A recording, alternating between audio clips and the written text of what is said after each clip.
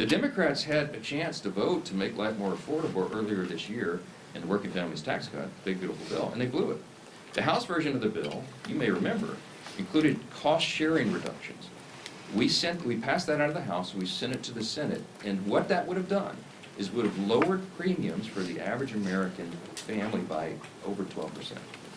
Democrats fought to strip that out of the bill.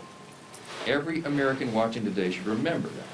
The Democrats had a chance to actually lower your premium 6 months ago, but they refused because they wanted to keep health care as a political football.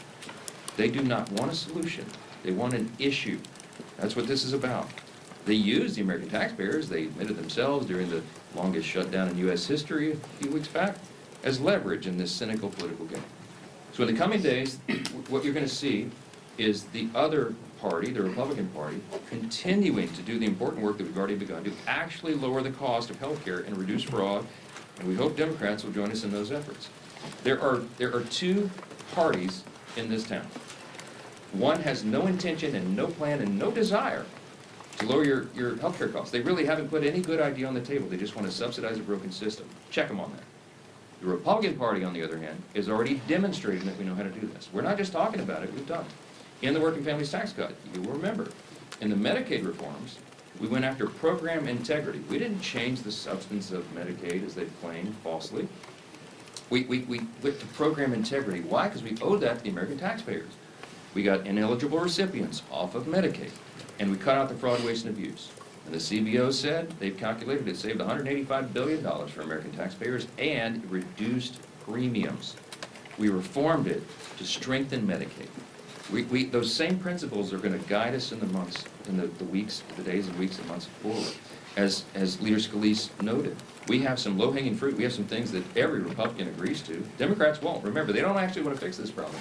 But you're going to see a package come together that will be on the floor next week that will actually reduce premiums for 100% of Americans who are on health insurance, not just the 7%.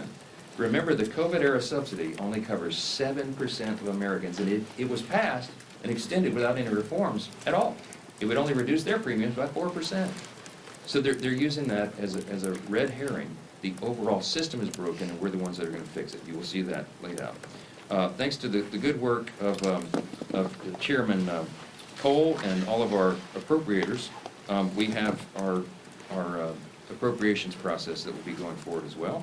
We're moving those through the regular order process, and that's the way it's supposed to work. So you'll see many of those going through the process, and we think we can get it all wrapped up by the end of that deadline on January 30th. And you'll see that process continue over the days and weeks ahead as well. I will say this again. This Congress has been the most productive and successful in the modern era, and I think you can make an argument one of the top 5 of all time. You've heard me say that. Look at the evidence and the facts. Don't listen to the talking points. This team has delivered with small margins what the American people asked us to do and what we promised we would do. And that work has just begun.